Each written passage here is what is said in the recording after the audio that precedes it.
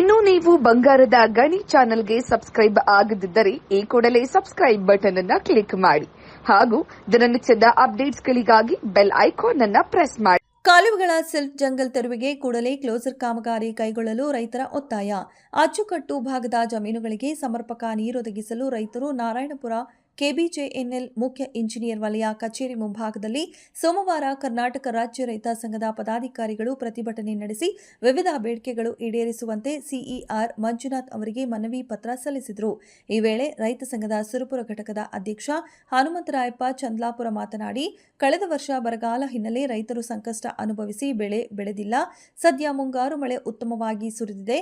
ಜಮೀನುಗಳಿಗೆ ನೀರಾವರಿ ಸೌಲಭ್ಯ ಒದಗಿಸುವ ಉಪ ಕಾಲುವೆಗಳು, ವಿತರಣಾ ಕಾಲುವೆಗಳಲ್ಲಿ ಮಣ್ಣಿನ ಹೂಳು, ಕಸದ ತ್ಯಾಜ್ಯದ ರಾಶಿ ಇದ್ದು ಕೂಡಲೇ ಅವುಗಳನ್ನು ತೆರವುಗೊಳಿಸುವ ಕ್ಲೋಸರ್ ಕಾಮಗಾರಿಗಳನ್ನು ಕೂಡಲೇ ಕೈಗೆತ್ತಿಕೊಳ್ಳಬೇಕು. ಅಂದಾಗ ಮಾತ್ರ ಕಾಲುವೆಯ ಕೊನೆ ಭಾಗದ ರೈತರ ಜಮೀನಿಗೆ ನೀರು ತಲುಪಲಿದೆ ಎಂದು ಹೇಳಿದರು.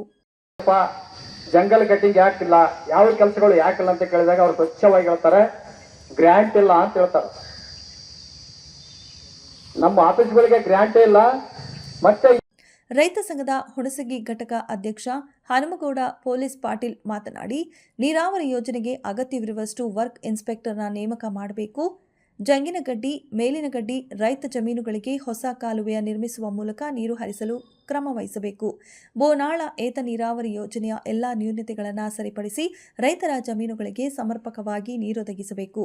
ಬೋನಾಳ ಏತ ನೀರಾವರಿ ಕಚೇರಿ ಸುರಪುರಕ್ಕೆ ವರ್ಗಾಯಿಸಬೇಕು. ನೀರಾವರಿ ಸಲಹಾ ಸಮಿತಿ ಸಭೆಯಲ್ಲಿ ಅನುಭವಿಸಿರುವ ರೈತ ಪ್ರತಿನಿಧಿಯನ್ನ ಆಹ್ವಾನಿಸಬೇಕು ಎಂದು ಒತ್ತಾಯಿಸಿದ ಅವರು, ರೈತರ ಬೇಡಿಕೆಗಳು ಈಡೇರದೇ ಇದ್ದರೆ ಮುಂಬರುವ ದಿನಗಳಲ್ಲಿ ಉಗ್ರ ಹೋರಾಟ ಮಾಡುವುದಾಗಿ ಹೇಳಿದರು. ನೀವು ದಕ್ಷತೆಯಿಂದ ಇದ್ದೀರಿ ಅಂತ, ತಮ್ಮ ಪ್ರಾಮಾಣಿಕತೆಯಿಂದ ಇದ್ದೀರಿ ಅಂತ ನಾವು ಭಾವಿಸಿದ್ದೇವೆ. ಈ ಒಂದು ಏನು ಮಾತಾಡಿ ಹೋಗಿ ಆಗಬಾರ್ದು. ಇಲ್ಲಿ ಏನು ಮಾತಾಡಿದ್ದು ಕನಿಷ್ಠ ಅರ್ಧ ದಾಸ್ತಾದ್ರೂ ಜಾರಿಗೆ ಬರುವಂತ ಕೆಲಸ ಆಗಬೇಕು. ಮೊದಲೇ ಬಯೋಮೆಟ್ರಿಕ್ ತಗೊಂಬನ್ನಿ. ಬಯೋಮೆಟ್ರಿಕ್ ತಂದ್ರೆ ಎಲ್ಲಾ ಅಧಿಕಾರಿಗಳು ಅಲ್ಲಿ ಇರ್ತಾರೆ. ಹೋದಂತ ಏನು ರೈತರಾಗಿರ್ಬೋದು, ಇನ್ನೊಬ್ಬರಾಗಿರ್ಬೋದು, ಅವ್ರ ಸಮಸ್ಯೆಗೆ ಪರಿಹಾರ ಸಿಗುತ್ತೆ. ದಯಮಾಡಿ ಈ ಭಾಗದಲ್ಲಿ ಮನವಿ ಸ್ವೀಕರಿಸಿದ ಸಿಇಆರ್ ಮಂಜುನಾಥ್ ಮನವಿಯಲ್ಲಿನ ಬೇಡಿಕೆಗಳ ಕುರಿತು ಮೇಲಾಧಿಕಾರಿಗಳಿಗೆ ಸರ್ಕಾರದ ಗಮನಕ್ಕೆ ತರಲಾಗುವುದು ಎಂದು ಭರವಸೆ ನೀಡಿದರು.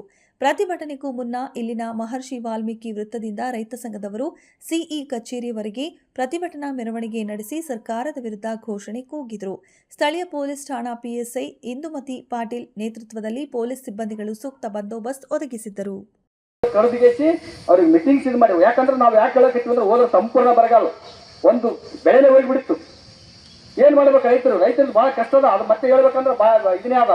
ಅದೇ ಒಂದು ಈಗೇನದಲ್ಲ ತಗೊಂತಾರ, ಯಾವುದೇ ಒಂದು ಮಾಡಿದ್ದೇನೆ ಚೆಂತಾನೆ ಟಿವಿದಾಗ ತೋರಿಸಿದೆ. ಯಾರ ರೈತರ ಸಹಾಯಕೈತರೋ, ನೀರಿಲ್ಲೋ, ಮಳೆ ಇಲ್ಲೋ, ಬೆಲೆ ಇಲ್ಲ, ಏನ್ ಕೇಳಬಾರ್ದು.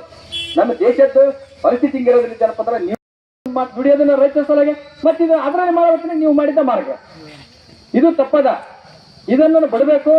ಮುಂದೆ ನಾವು ಹೇಳಕತ್ತೀವಿ, ನಿಮ್ ಎಮ್ ಡಿ ಅವ್ರಿಗೆ ಒಂದು ಲೆಟರ್ ಬರೀರಿ, ಸಪರೇಟ್ ಆಗಿ ಲೆಟರ್ ಬರೀರಿ. ಈ ತರ ಏನಪ್ಪ ಅಂದ್ರೆ ಎಲ್ಲರೂ ಕೂತ ರೈತರು ಒಂದು ಮೀಟಿಂಗ್ ಕರಿ ಅಂತ ಹೇಳ್ತಾರೆ. ನಿಮ್ಗೆ ಹಾಗೆ ತಿಳಿಯಲ್ಲ ಅಂದ್ರೆ ಮೀಟಿಂಗ್ ಕರಿ ಅಂತ ಹೇಳ್ತಾರ. ರೈತರದ ಒಂದು ಈ ತಗೊಳ್ರಿ, ಒಂದು ಎಲ್ಲರದು ಒಂದು ಸಲಹೆ ತಗೊಳ್ರಿ.